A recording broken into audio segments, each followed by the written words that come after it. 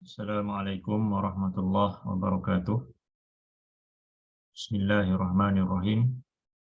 Innal hamdalillah nahmaduhu wa nasta'inuhu wa nastaghfiruh wa na'udzu billahi ta'ala min syururi anfusina wa min sayyiati a'malina.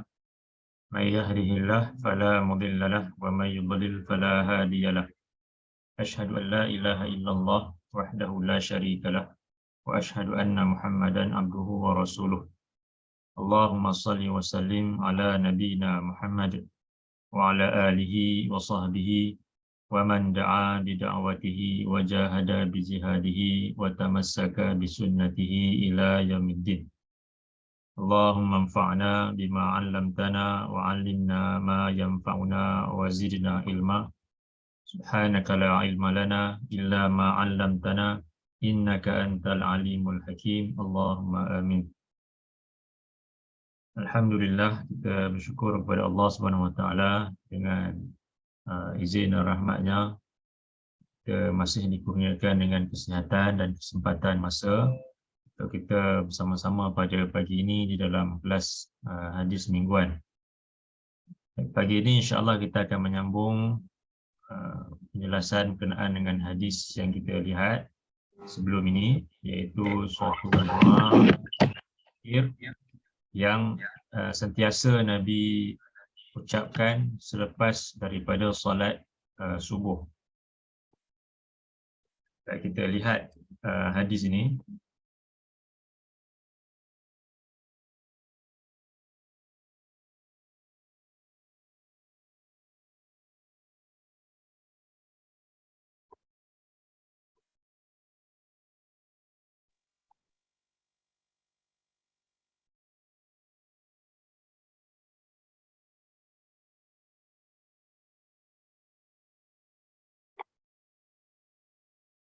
An Ummi Salamah anna Nabiyya sallallahu alaihi wasallam kana yaqul idza shalla subha hina yusallim Allahumma inni as'aluka ilman nafi'a wa rizqan tayyiba wa amalan mutaqabbala. Daripada Ummu Salamah bahwasanya Nabi sallallahu alaihi wasallam selalu mengucapkan doa ataupun zikir ini tatkala baginda selepas memberi salam pada solat subuh. Iaitu doa ataupun zikir tersebut adalah Allahumma inni as'aluka ilman nafi'a. Ya Allah, sesungguhnya aku mohon kepadamu dikurniakan ilmu yang memberi manfaat, wa rizqan tayyiba, dan rezeki yang baik, wa amalan mutaqabbala, dan amalan yang diterima. Jadi tiga perkara yang sering diminta oleh Nabi sallallahu alaihi wasallam selepas memberi salam pada solat subuh. Selepas salam, sama ada terus mengucapkan doa ini ataupun didahului dulu oleh zikir-zikir dan kemudian diucapkan doa ini. Iaitu Nabi memohon supaya dikurniakan ilmu yang memberi manfaat, rezeki yang baik, dan amalan yang diterima. Yang kita bincangkan sebelum ini berkenaan dengan ilmu yang memberikan manfaat, begitu juga berkenaan dengan rezeki yang baik. Dan pada minggu yang lepas kita telah melihat tentang perkara yang ketiga, iaitu amalan yang diterima. Jadi Nabi memulakan dengan ilmu di sini, ilman nafi'ah dahulu, kemudian barulah datang rezeki dan juga amalan itu, kerana perkara yang paling penting bagi manusia itu adalah menuntut ilmu. Kerana dengan ilmulah ia akan membolehkan seseorang manusia itu dia dapat berusaha untuk mencari rezeki yang baik. Tanpa ilmu, boleh jadi manusia akan berusaha mencari rezeki, tetapi rezeki yang dia perolehi itu mungkin datang daripada sumber yang haram. Mungkin datang daripada sumber-sumber yang dicemari dengan perkara-perkara yang kotor. Dan tanpa ilmu juga, rezeki yang diperolehi itu walaupun mungkin datang daripada sumber yang baik, tetapi boleh jadi ia akan digunakan ke jalan yang tidak baik, jalan yang mendatangkan dosa atau maksiat kepada Allah.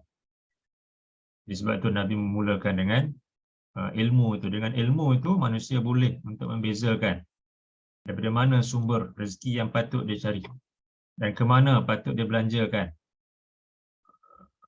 rezeki atau harta yang dia perolehi itu.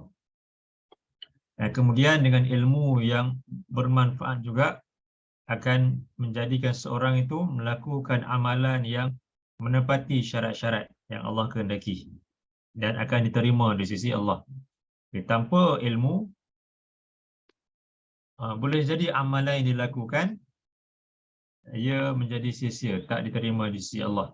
Apabila amalan tersebut mungkin dicemari dengan unsur-unsur mensyirikkan Allah, dicemari dengan unsur riya, sum'ah dan sebagainya, ataupun melakukan amalan yang tidak menepati apa yang Nabi SAW ajarkan. Jadi kesemua itu bermula dengan ilmu yang memberikan manfaat, iaitu ilmu yang dipelajari dengan niat yang betul dan kemudian sumbernya juga betul dan dia memberikan kesan kepada diri seseorang itu. Jadi pagi ini kita nak tengok tentang perkara yang ketiga, iaitu amalan yang diterima. Di amalan yang diterima, minggu lepas kita sebut, dia mestilah memenuhi dua syarat. Yang pertama adalah ikhlas. Amalan yang diterima itu, syaratnya yang pertama mestilah ikhlas kerana Allah. Ikhlas itu maksudnya kita melakukan suatu amalan kerana mengharapkan keridaan Allah ataupun kerana mengharapkan ganjaran daripada Allah, dan dalam keadaan tidak mensyirikkan Allah dengan sesuatu yang lain. Ikhlas, kalau dalam bahasa Melayu ni mungkin kita faham sebagai suatu perbuatan yang kita lakukan, kita tidak menginginkan balasan. Tapi sebenarnya ikhlas itu adalah kita lakukan satu amalan kerana Allah dan mengharapkan ganjaran daripada Allah, bukan ganjaran daripada manusia. Dan kemudian dalam keadaan tidak mensyirikkan Allah. Itulah makna ikhlas.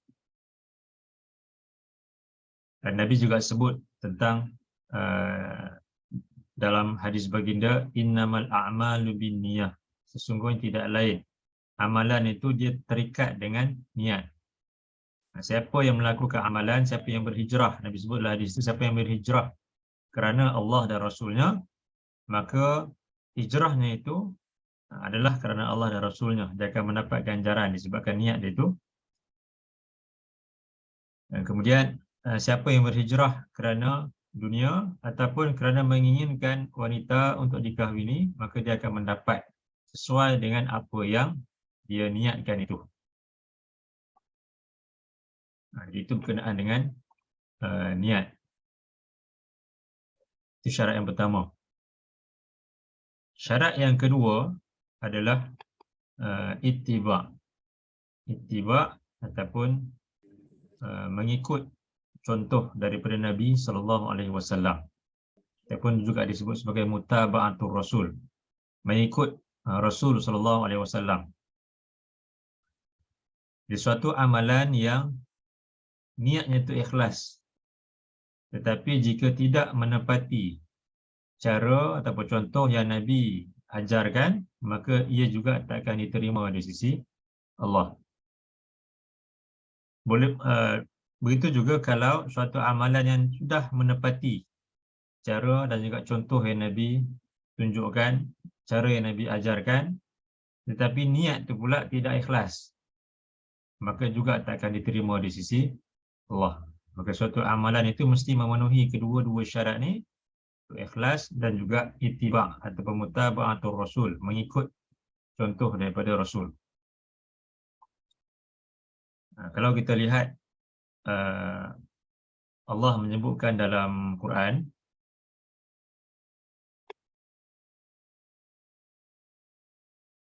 dalam surah 62 ayat yang kedua.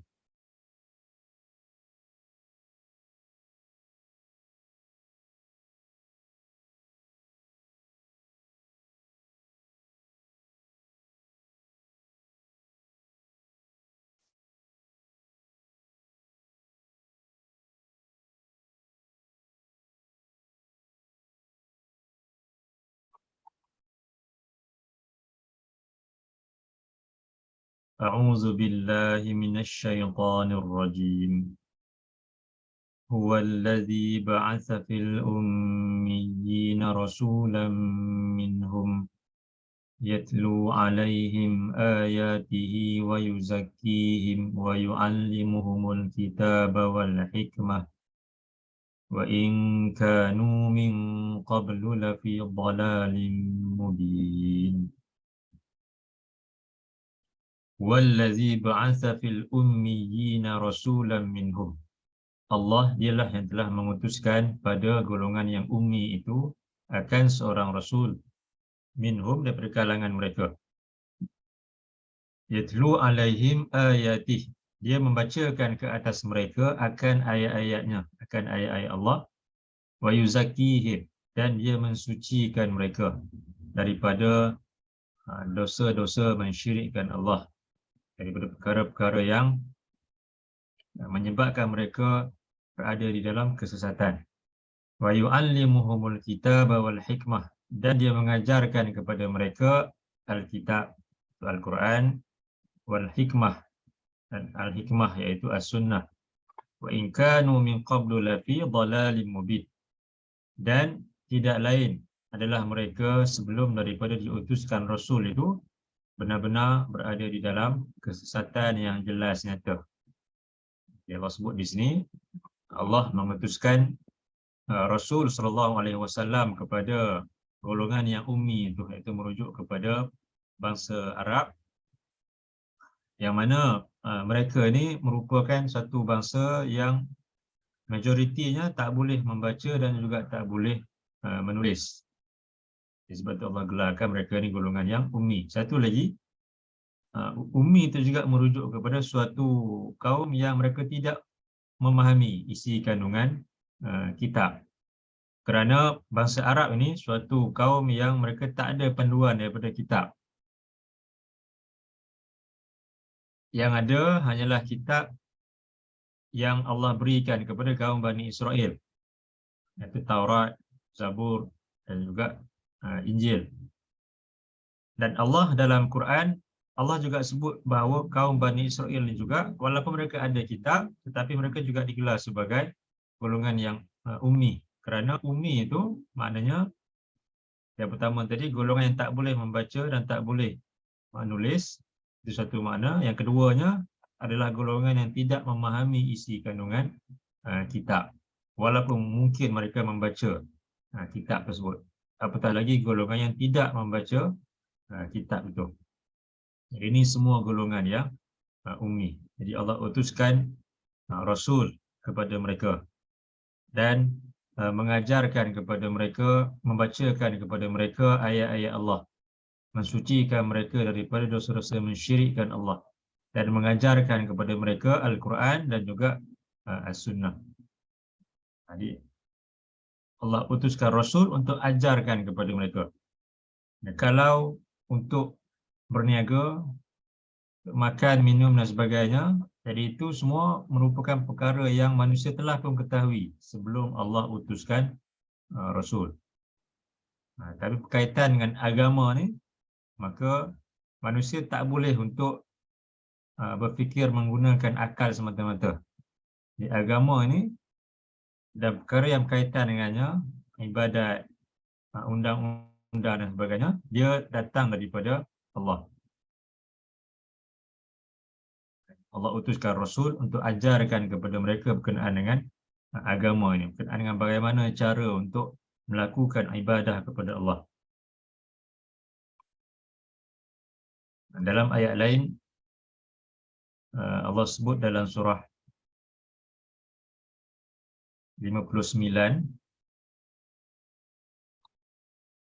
ayat yang ke-7.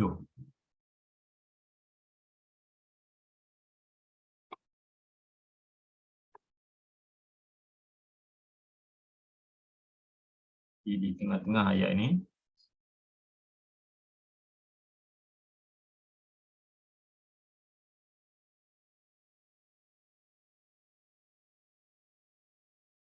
A'udzu billahi minasyaitonir rajim. Wa ma atakumur rasulu fakhudhuhu wa ma nahakum anhu fantahu. Wattaqullaha innallaha syadidul iqab. Wa ma atakumur rasul fakhudhuh. Dan apa yang diperintahkan oleh Rasul itu, maka terimalah, maka ambillah ya. Wa ma nahakum anhu fantahu. Dan apa yang dilarang oleh Rasul itu kepada kamu, maka hendaklah kamu mematuhi larangannya itu. Wattaqullah, dan bertakwalah kamu kepada Allah. Innallaha syadidul iqab. Sesungguhnya Allah itu adalah keras siksaannya, azabnya. Ini suatu perintah daripada Allah supaya orang-orang yang beriman untuk mentaati perintah Rasul, melaksanakan apa yang Rasul perintahkan dan meninggalkan apa yang dilarang oleh Rasul. Tak boleh untuk menyalahi Rasul itu atas dasar Rasul itu manusia, maka manusia yang lain tak nak untuk mengikut perintahnya. Jadi itu merupakan alasan yang diberikan oleh golongan yang kafir, yang musyrik, yang mana mereka menyatakan kalaulah betul Allah hendak mengutuskan Rasul, tentu Allah akan hantarkan para malaikat. Jadi sebab tu mereka tak nak mengikut Rasul atas dasar Rasul itu sebagai manusia sama seperti mana mereka. Ini semua alasan yang diucapkan oleh golongan yang musyrik, yang kafir yang terdahulu. Bagi orang-orang yang beriman, kita kena menyedari bahawasanya Rasul itu merupakan seorang manusia yang Allah pilih untuk menyampaikan wahyunya kepada manusia yang lain. Jadi manusia yang paling faham tentang agama ini tentulah Rasul SAW. Tak ada orang yang lain yang lebih faham agama ini daripada Rasul. Di setiap perkara yang dilakukan oleh Rasul, maka itulah yang terbaik. Dan setiap apa yang baginda perintahkan, maka kita wajib untuk melaksanakannya. Dan apa yang baginda larang, wajib untuk kita meninggalkannya. Dan apa yang baginda tidak mencontohkannya kepada kita, maka juga kita tak perlu untuk melakukannya. Kerana yang paling faham tentang agama ini adalah Rasulullah SAW. Kemudian diikuti oleh para sahabat baginda. Dan kemudian golongan tabi'in, golongan tabi'ut tabi'in dan seterusnya.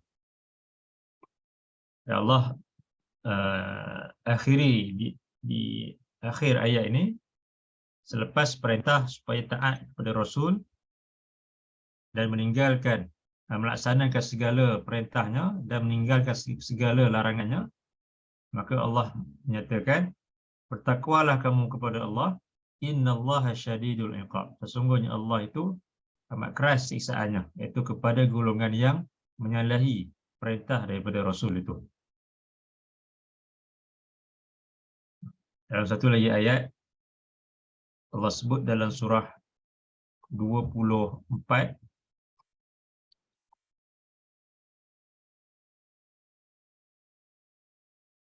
ayat 63.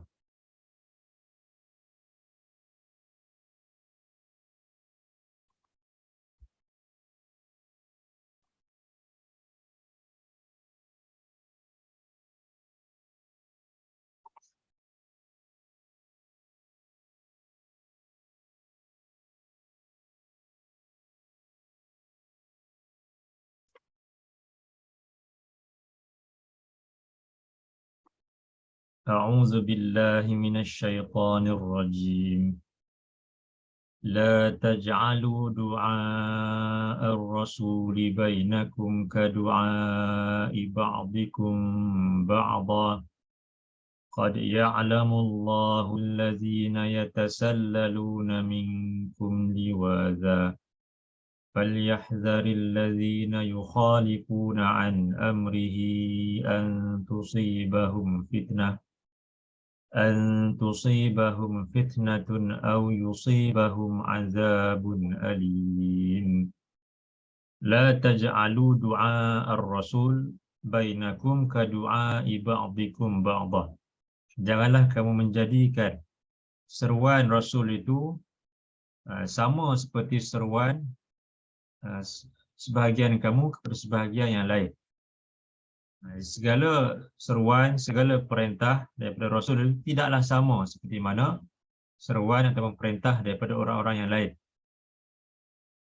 Kerana setiap seruan dan juga perintah Rasul itu, maka ia merupakan hakikatnya datang daripada Allah. Tapi sebaliknya, kalau seruan atau perintah daripada manusia, maka perlu diteliti dahulu sama ada jika ia benar-benar sesuai, benar-benar mengikut apa yang Allah dan Rasul nyatakan, maka boleh untuk ditaati.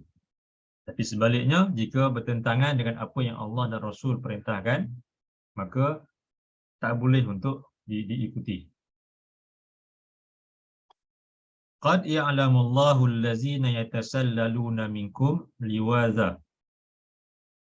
Benar-benar Allah dia mengetahui orang-orang yang keluar secara senyap-senyap di kalangan kamu daripada majlis Rasul itu.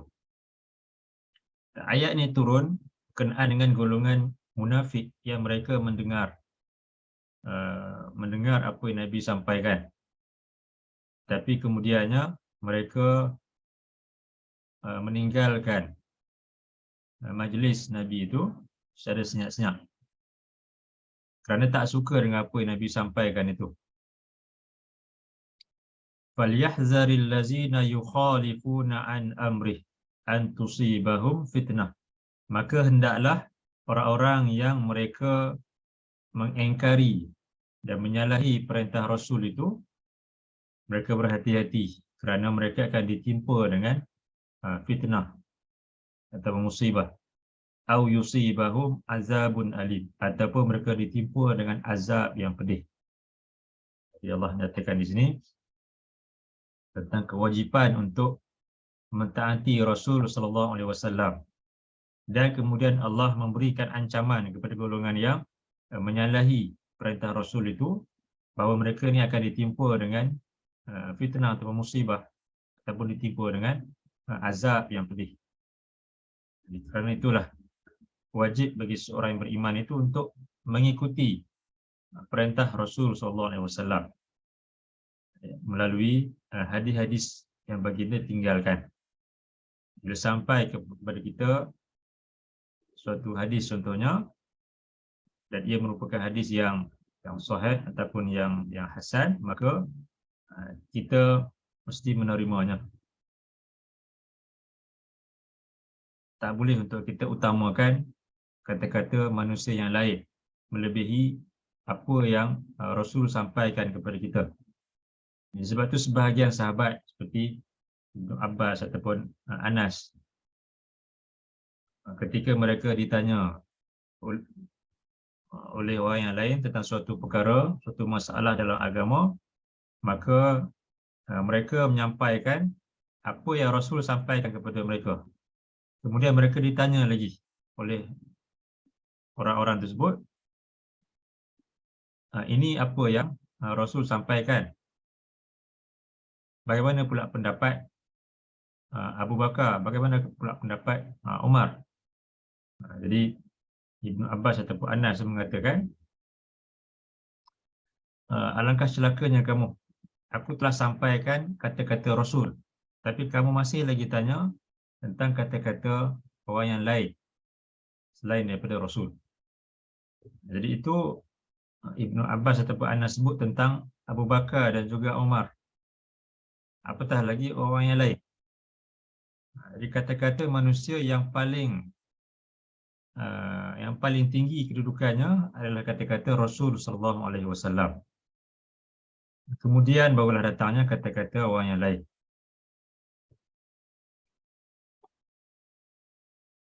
Dalam satu lagi hadis,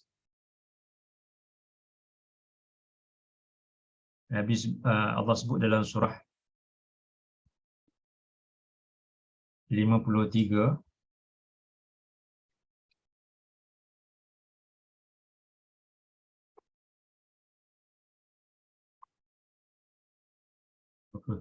ayat yang ketiga.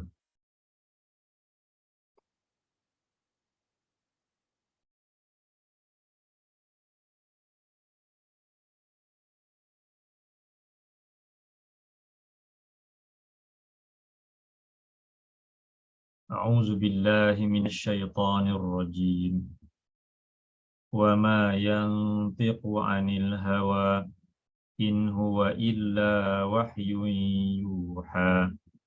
Wa ma yantiqu 'anil hawa. Dan Muhammad itu dia tidak mengatakan sesuatu yang datang daripada hawa nafsunya. In huwa illa wahyun yuha. Tidak lain apa yang dia perkatakan itu melainkan hanyalah wahyu yang diwahyukan kepadanya. Dia sebutkan di sini, apa yang Nabi sampaikan itu bukanlah datang daripada hawa nafsu baginda, tetapi merupakan wahyu yang diwahyukan Allah kepada baginda sallallahu alaihi wasallam. Jadi hadis itu walaupun Nabi mengucapkannya, tetapi hakikatnya ia datang daripada Allah. Cuma hadis itu kita perlu teliti dahulu dia punya status, sama ada sahih ataupun hasan. Kerana sebahagian orang ada yang memalsukan hadis, mengatakan Nabi menyebutkan perkara ini, menyandarkannya kepada Nabi, padahal perkara tersebut tak pernah pun disebutkan oleh Nabi sallallahu alaihi wasallam. Jadi itu beza dengan Quran lah. Quran kita tahu, kita boleh rujuk dalam mushaf tu ada tak ayat yang disebutkan dalam surah mana, ayat yang keberapa. Begitu juga hadis, kita bila disampaikan hadis kepada kita, kita kena cek dululah hadis tersebut sama ada dia sahih ataupun tidak. Kalau tidak, maka kita tinggalkan. Kerana ada ancaman daripada Nabi sallallahu alaihi wasallam tentang perkara itu, iaitu terhadap golongan yang berdusta atas nama Nabi sallallahu alaihi wasallam. Dalam sebuah hadis,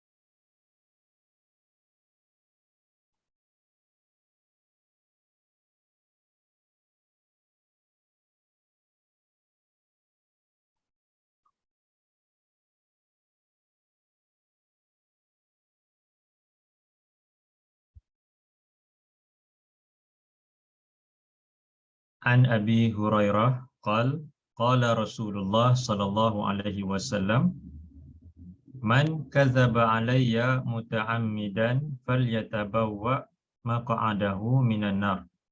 Daripada Abu Hurairah katanya, Rasulullah sallallahu alaihi wasallam baginda bersabda, man kadzaba alayya muta'ammidan, siapa yang berdusta di atas namaku dengan sengaja, falyatabawwa maq'adahu minan nar, maka hendaklah dia mengambil tempat duduknya di dalam neraka. Ini suatu larangan yang keras daripada Nabi terhadap golongan yang berdusta atas nama baginda, iaitu mereka-reka hadis ataupun menyampaikan hadis tanpa diselidik dahulu apakah hadis tersebut benar-benar datang daripada baginda. Jadi golongan yang berdusta ni, dia merujuk pada golongan yang pertamanya yang mereka-reka hadis tersebut. Mereka-reka hadis sandarkan kepada Nabi. Yang keduanya, golongan yang menyebarkan hadis tu. Menyebarkan tanpa mengkaji dahulu apakah benar hadis tersebut datang daripada Nabi ataupun tidak. Jadi sebab itu apabila kita mendengar suatu hadis ataupun sampai pada suatu hadis, jangan terus kita sebarkan, melainkan setelah kita pasti itu merupakan hadis yang sahih ataupun yang hasan, yang diterima. Kerana Nabi melarang dengan keras golongan yang berdusta di atas nama Nabi SAW.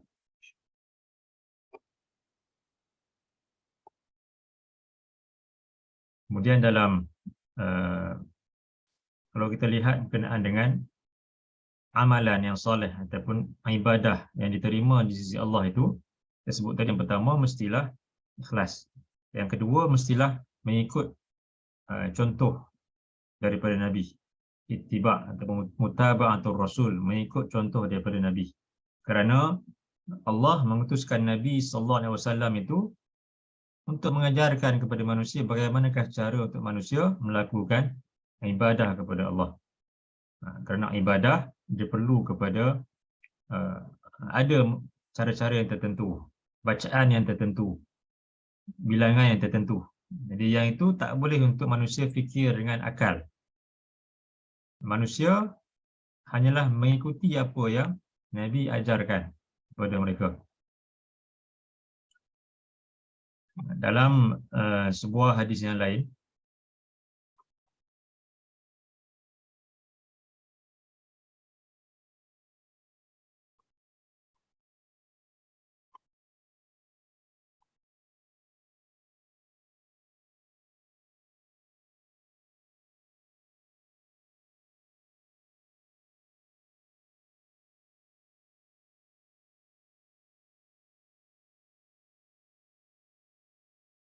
an Aisyah anna Rasulullah sallallahu alaihi wasallam qala man amila amalan laisa alaihi amruna fahuwa raddun.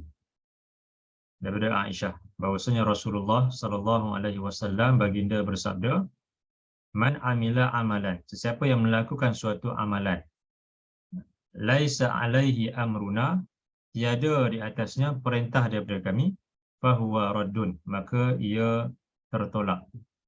Jadi, siapa yang melakukan suatu amalan yang bukan daripada perintah kami, maka amalan itu adalah tertolak. Jadi hadis ini merupakan dalil bahawasanya amalan yang diterima itu dia mestilah menepati apa yang Nabi perintahkan, Nabi ajarkan. Kerana kalau menyalahi perintah Nabi itu, maka ia akan ditolak. Dia tak ada nilai di sisi Allah. Walaupun dengan niat yang baik, niat yang ikhlas, tetapi apabila ia menyalahi perintah Nabi, pun Nabi tak pernah perintahkan perkara tersebut, maka ia tertolak, tak diterima. Kerana ibadah ini, ibadah mestilah datang daripada dalil perintah Allah atau perintah Rasul. Al-aslu fil ibadah at-tahrim wa at-tawaqquf. Hukum asal bagi suatu ibadah itu ia haram untuk dilakukan, ataupun manusia mestilah berhenti melakukannya sehinggalah adanya perintah daripada Allah dan juga Rasul. Dia berbeza dengan perkara adat. Al-aslu fil adat al-ibahah. Hukum asal bagi suatu adat, suatu kebiasaan itu adalah boleh dilakukan, melainkan jika ada larangan daripada Allah dan Rasul. Jadi ibadah dia perlu kepada perintah Allah itu. Jadi dia tak boleh kita cari mana dalil yang mengharamkan perbuatan ini. Dia memang tak ada lah. Dia mesti kita cari mana dalil yang memerintahkan untuk melakukan ibadat ini. Kalau ada, kita lakukan. Kalau tak ada, maka kita berhenti daripada melakukan perkara tersebut. Berbeza dengan perkara yang boleh, yang adat ni, contohnya makan, minum, pakaian, itu semua adat kebiasaan manusia. Jadi boleh untuk dibuat, nak makan apa pun makan, nak pakai baju apa pun pakai. Yang penting, dia kalau ada larangan tentang perkara tersebut, kita kena patuhi. Contohnya, nak makan, mestilah kita makan kalau daging tu yang disembelih. Tak boleh makan daging yang tak disembelih. Begitu juga pakaian, mestilah pakaian yang menutup aurat. Kerana Allah melarang, Nabi melarang pakaian yang membuka aurat. Allah terangkan aurat dalam Quran. Aurat bagi lelaki dan juga wanita ada diterangkan oleh Allah dan juga Rasul. Jadi perlu menepati apa yang telah Allah gariskan itu. Tapi hukum asalnya boleh. Nak pakai apa, pakai. Nak makan apa, makan. Melainkan jika ada ya, dalil yang melarang tentang perkara tersebut. Berbeza dengan ibadah, tak boleh untuk dibuat. Hukum asalnya haram dilakukan. Melainkan jika ada perintah daripada Allah dan juga Rasul untuk solat. Contohnya. Tak boleh kita pandai-pandai untuk solat. Tetapkan bilangan rakaatnya. Tetapkan bacaan-bacaannya. Kerana hukum asalnya haram untuk kita lakukan. Melainkan jika ada perintah daripada Allah. Jika ada contoh daripada Nabi. Jadi Allah perintahkan untuk kita solat. Jadi kita solat. Tapi bagaimana cara untuk kita solat? Jadi Nabi nyatakan, hendaklah kita solat seperti mana kita melihat Nabi solat. Nabi ajarkan bagaimana. Apa bacaannya. Berapa bilangan rakaatnya. Itu Nabi ajarkan dalam hadis-hadis baginda. Dalam sebuah hadis,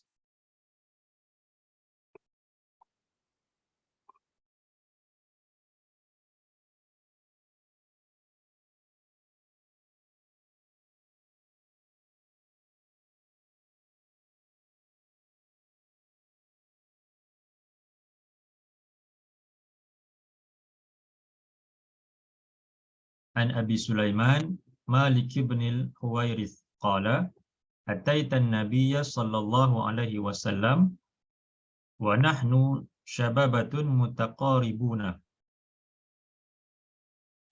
fa aqamna indahu 20 lailah fa dhanna an nashtaqna ahlana wa sa'alana amman tarakna fi ahlina fa ahbarnahu wa kana rafiqan rahiman irji'u faqala irji'u ila ahlikum fa'allimuhum wa muruhum wa sallu kama ra'aitumuni usalli wa idza hadaratis shalah falyu'azzin lakum ahadukum thumma liya'ummakum akbarukum. Daripada Abi Sulaiman Malik bin Al-Huwairith katanya, kami mendatangi Nabi SAW dan kami ketika itu merupakan pemuda-pemuda yang sebaya umur. Jadi ini kisah Malik bin Al-Huwairith bersama dengan sahabat-sahabat beliau datang bertemu dengan Nabi. Kemudian katanya lagi fa aqamna indahu 20 lailah. Lalu kami tinggal sama-sama dengan Nabi selama 20 malam di Madinah tu.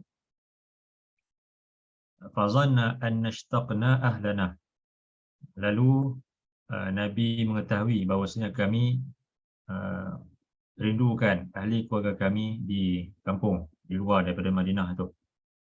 Wa sa'alana amman tarakna fi ahlina, dan baginda bertanya kepada kami tentang ahli keluarga kami yang kami tinggalkan. Fa ahbarna, lalu kami menceritakannya kepada baginda tentang ahli keluarga kami. Wa kana rafiqan rahiman, dan baginda merupakan seorang yang baik hati, lagi seorang yang penyayang.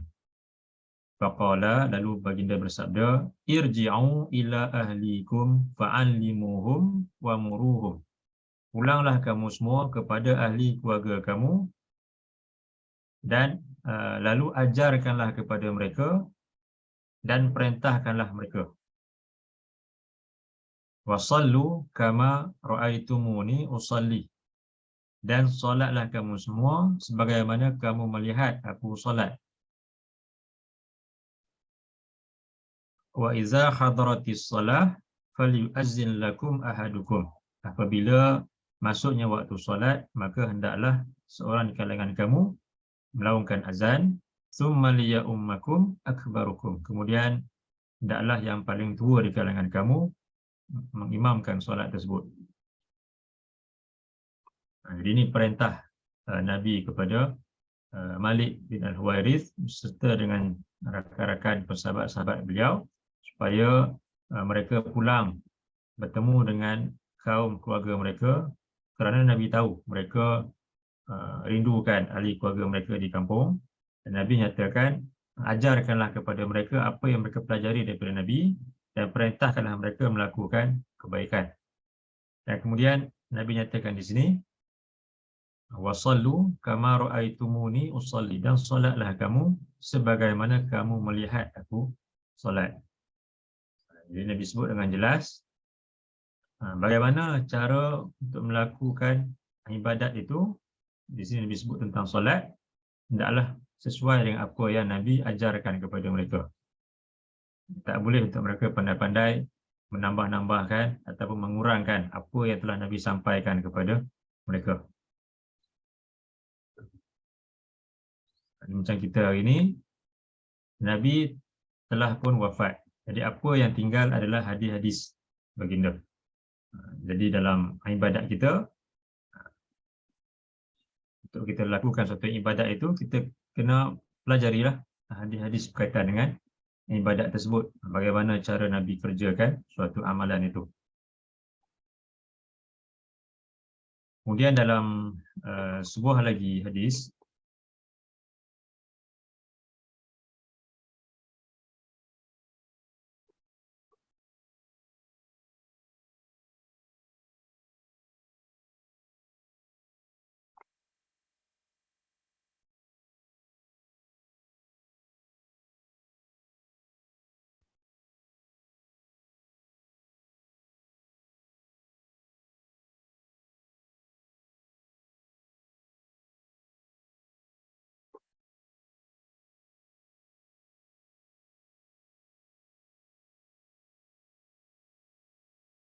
an Jabir yaqulu ra'aitu an-nabiyya sallallahu alaihi wasallam yarmi ala rahilatihi yauman nahri wa yaqulu lita'khuzu manasikakum fa inni la adri la'alli la ahujju ba'da hajjati hadhihi. Daripada Jabir, katanya aku melihat Nabi sallallahu alaihi wasallam melemparkan jamrah di atas tunggangan baginda pada hari nahar itu. Kemudian baginda mengatakan, litakhuzu manasikakum, hendaklah kamu semua mempelajari manasik haji kamu dengan melihat apa yang aku lakukan. Fa inni la adri la'alli la ahujju ba'da hajjati hadhihi. Kerana sesungguhnya aku tidak mengetahui apakah aku sempat untuk mengerjakan haji lagi selepas daripada hajiku ini. Ini peristiwa ketika haji wida' tu, haji yang terakhir, dan Nabi perintahkan sahabat supaya melihat apa yang baginda lakukan dan mengambil bagaimana cara baginda melakukan ibadat tersebut dengan melihat baginda. Jadi itu perkara-perkara yang melibatkan ibadat yang khusus, yang mempunyai tata cara yang tertentu, bacaan tertentu, bilangan yang tertentu, maka kita perlu melihat kepada apa yang Nabi lakukan. Dan setelah kewafatan Nabi, apa yang Nabi tinggalkan adalah hadis-hadis baginda yang direkodkan oleh para sahabat baginda sampailah kepada kita pada hari ini. Bagaimana cara baginda melakukan ibadah, jadi kesemuanya telah pun sempurna disampaikan oleh para sahabat kepada kita.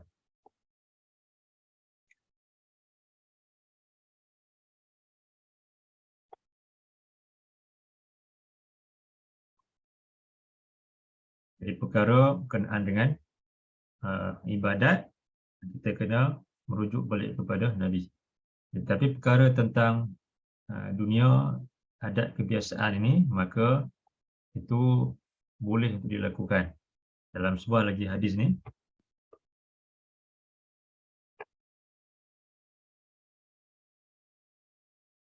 an Aisyata anna an-nabiyya sallallahu alaihi wasallam sami'a aswatan faqala ma hadha sawt qalu an-nahlu yu'abbirunahu faqala law lam yaf'alu la salaha falam yu'abbiru 'ama izin fasara shisan fazakaru lin-nabi sallallahu alaihi wasallam faqal in kana syai'an min amri dunyakum fasya'nakum bih wa in kana syai'an min umuri dinikum fa ilayya. Daripada Aisyah bahawasanya Nabi sallallahu alaihi wasallam baginda mendengar suatu suara, suatu bunyi. Kemudian baginda bertanya, faqala ma hadza saut? Bunyi apakah ini? Qalu an-nahlu yu'abbiruna. Kemudian para sahabat mengatakan itu bunyi mereka sedang melakukan pendebungaan pada pohon kurma. Faqala law lam yaf'alu la salaha. Kemudian Nabi mengatakan kalaulah mereka tidak melakukannya maka itu lebih baik. Falam yu'abbiru 'ama izin fasara shisan. Bila sahabat mendengar kata-kata Nabi itu, mereka anggap ini suatu perintah, sedangkan Nabi ini suatu cadangan daripada Nabi dan ia tak melibatkan perkara-perkara agama, kerana mereka ketika itu sedang melakukan pendebungaan. Jadi pertanian ni adalah perkara dunia, jadi bebas untuk dilakukan selagi mana ia memberikan manfaat kepada manusia. Cuma Nabi, kerana Nabi ketika di Mekah, penduduk Mekah ni kebanyakannya adalah para peniaga, para pedagang. Berbeza dengan para penduduk Madinah, yang mana kebanyakan mereka ni merupakan para pekebun ataupun para petani. Mereka banyak kebun kurma. Jadi perbuatan ni Nabi tak pernah lihat ketika di Mekah. Jadi sebab tu Nabi kata, kalaulah mereka tidak melakukannya, maka itu lebih baik. Itu cuma cadangan Nabi. Dan ini tak ada kaitan pun dengan agama. Dan sahabat salah faham, mereka ingat ini suatu perintah daripada Nabi, lalu mereka tinggalkan perbuatan tersebut, iaitu melakukan pendebungaan pada pohon kurma itu. Kemudian pohon kurma pada tahun tu kurang menjadi. Lalu mereka jumpa Nabi dan mengadu kepada Nabi. Fazakaru Nabi sallallahu alaihi wasallam, mereka menyebutkan tentang perkara itu kepada Nabi. Lalu baginda bersabda, in kana syai'an min amri dunyakum fasya'nakum bih. Jika suatu perkara itu merupakan perkara atau urusan dunia kamu, maka kamulah terpulang kepada kamu. Kamulah yang lebih tahu. Dalam hadis yang lain disebutkan, antum a'lamu bi amri dunyakum. Kamu yang lebih tahu tentang urusan dunia kamu. Wa in kana syai'an min umuri dinikum fa ilayya. Dan jika ia satu perkara yang melibatkan agama kamu, maka kamu perlu rujuk kepadaku. Jadi bila kaitan dengan adat, maka bebas untuk kita lakukan, selagi mana tak ada dalil yang melarang perkara tersebut. Tapi berkaitan dengan agama, berkaitan dengan ibadat, maka kita kena kembali balik kepada Quran, kembali balik kepada hadis Nabi sallallahu alaihi wasallam.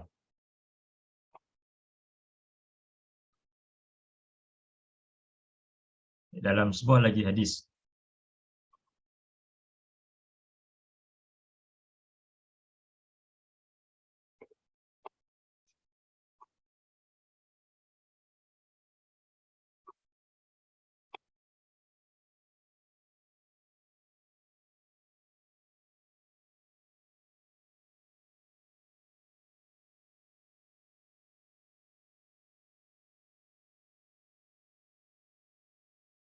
an Nafi'in anna rajulan atasa ila janbi ibni Umar faqala alhamdulillah wassalamu ala rasulillah. Qala ibnu Umar wa ana aqulu alhamdulillahi wassalamu ala rasulillah. Wa laysa hakadha 'allamana Rasulullah sallallahu alaihi wasallam. 'Allamana an naqula alhamdulillahi ala kulli hal. Daripada Nafi', bahawasanya seorang lelaki bersin berdekatan dengan Ibnu Umar, iaitu sahabat Nabi. Lalu lelaki tersebut mengatakan, Alhamdulillah wassalamu ala Rasulillah. Segala pujian bagi Allah dan salam sejahtera ke atas Rasulullah. Jadi ini kalau kita lihat, ucapan ini ucapan yang baik. Alhamdulillah wassalamu ala Rasulillah. Segala pujian bagi Allah dan salam sejahtera ke atas Rasulullah. Satu ucapan yang baik. Tapi bila Ibnu Umar dengar ucapan tu, qala Ibnu Umar wa ana aqulu alhamdulillah wassalamu ala Rasulillah. Kata Ibnu Umar, aku juga dulu mengucapkan ucapan yang sama. Itu alhamdulillah wassalamu ala Rasulillah. Walaysa hakaza 'allamana Rasulullah sallallahu alaihi wasallam.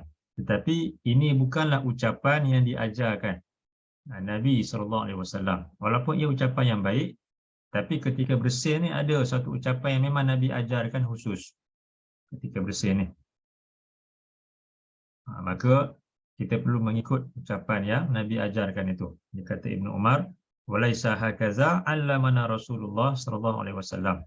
Bukan ini yang diajarkan kepada kami oleh Rasulullah sallallahu alaihi wasallam. Allamana an naqula alhamdulillah ala kulli hal. Baginda mengajarkan kepada kami itu ketika bersin mengucapkan alhamdulillah ala kulli hal. Segala pujian kesyukuran bagi Allah di atas setiap keadaan. Kita tak perlu untuk ucapkan selawat selepas daripada bersin itu. Di mana ucapan seorang lelaki di sisi Ibnu Umar ini, walaupun selawat ataupun salam itu baik, tetapi ia bukanlah waktunya ketika itu untuk diucapkan. Dia cukup sekadar mengucapkan alhamdulillah ataupun alhamdulillah ala kulli hal. Itu sesuai dengan sunnah Nabi sallallahu alaihi wasallam. Jadi kalau perkara yang kecil yang kita anggap kecil seperti bersin ini pun Ibnu Umar tegur lelaki itu, apatah lagi perkara-perkara yang besar yang melibatkan ibadat-ibadat yang khusus itu, yang ada yang perlu kepada tata caranya, bacaan yang tertentu, bilangan yang tertentu, maka tentulah itu lebih utama untuk kita mengikuti apa yang Nabi SAW ajarkan kepada kita semua. Baik. Dalam Quran kalau kita lihat dalam surah 57 ayat 27.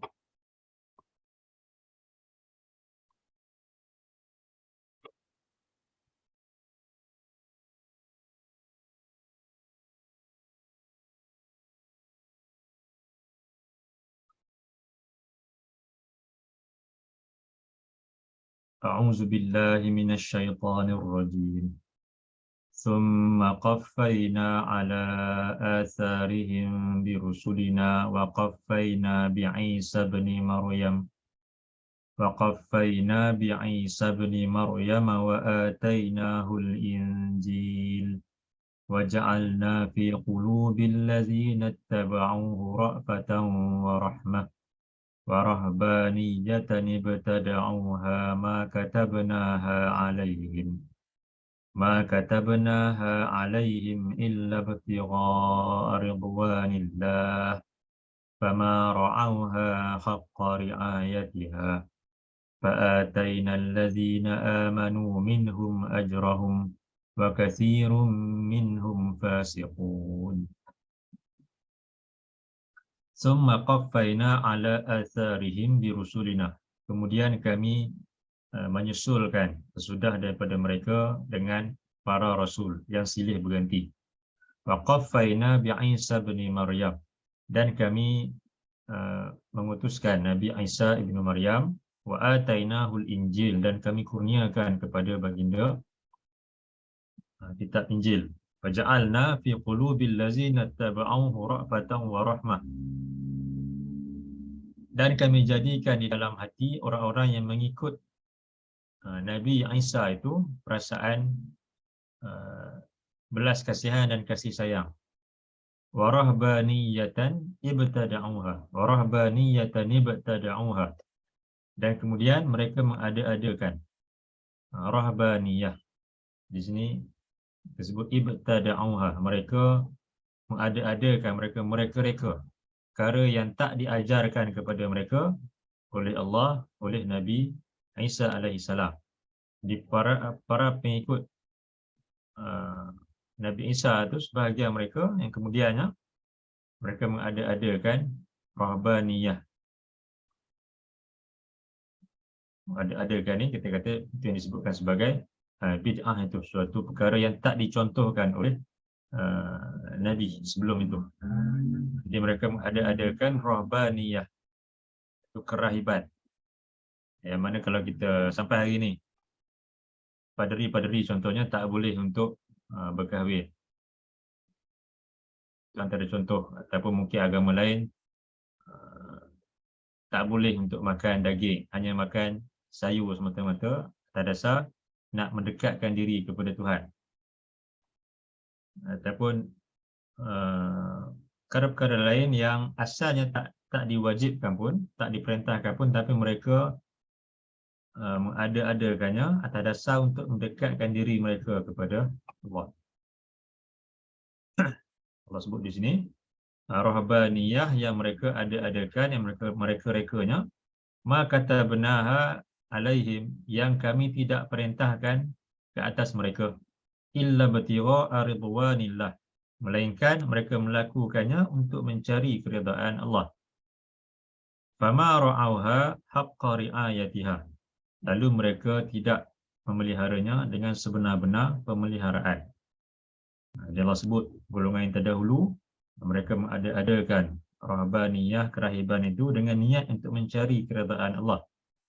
Walaupun kita sebut antara syarat ibadat itu kerana Allah, mencari keridaan Allah, ikhlas kerana Allah, tetapi tak cukup sekadar itu saja. Dia mesti disertai dengan syarat yang kedua, iaitu mengikuti contoh daripada Nabi SAW. Barulah dia lengkap dari kedua-dua perkara ni. Allah nyatakan tentang golongan yang terdahulu, niat mereka baik untuk mencari keridaan Allah, tapi mereka tidak mengikut contoh daripada Nabi mereka. Jadi bila mereka bersungguh-sungguh melakukan perkara yang tidak diperintahkan ke atas mereka, lalu mereka meninggalkan perkara yang sepatutnya. فَآتَيْنَا الَّذِينَ آمَنُوا مِنْهُمْ أَجْرَهُمْ وَكَثِيرٌ مِنْهُمْ فَاسِقُونَ. Lalu kami kurniakan kepada orang-orang yang beriman di kalangan mereka ganjaran buat mereka, dan kebanyakan daripada mereka adalah orang-orang yang fasik.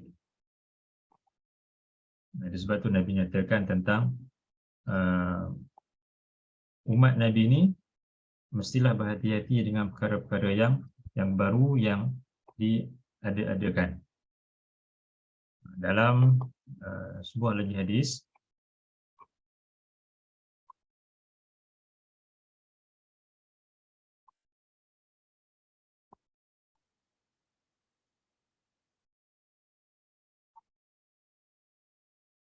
usikum bitaqwallah, aku memerintahkan kamu, mewasiatkan kamu untuk bertakwa kepada Allah.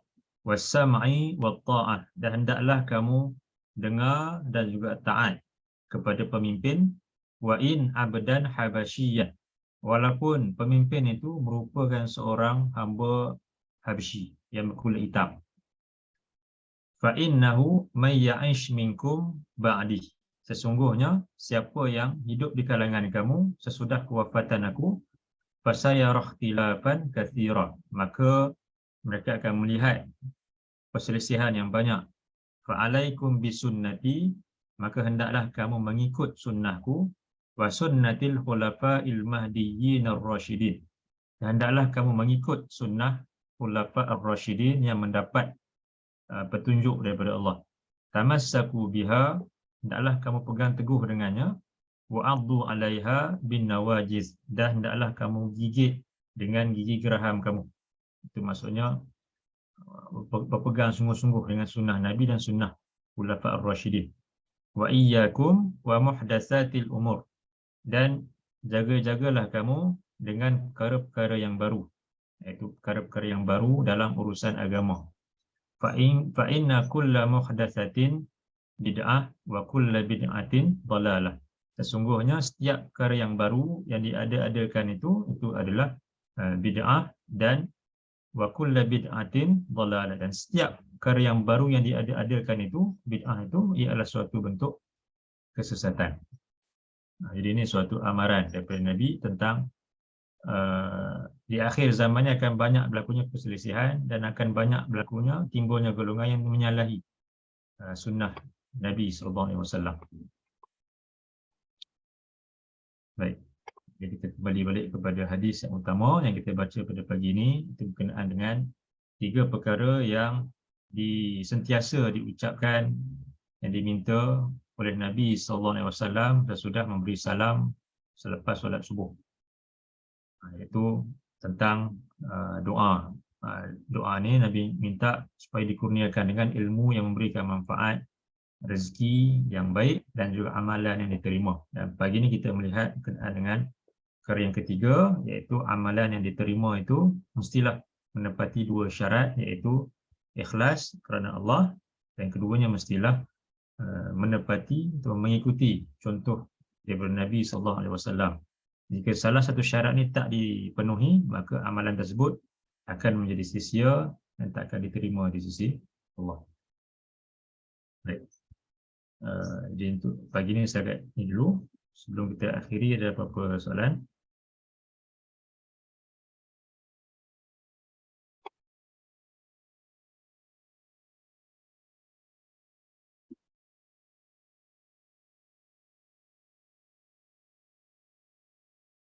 Okay.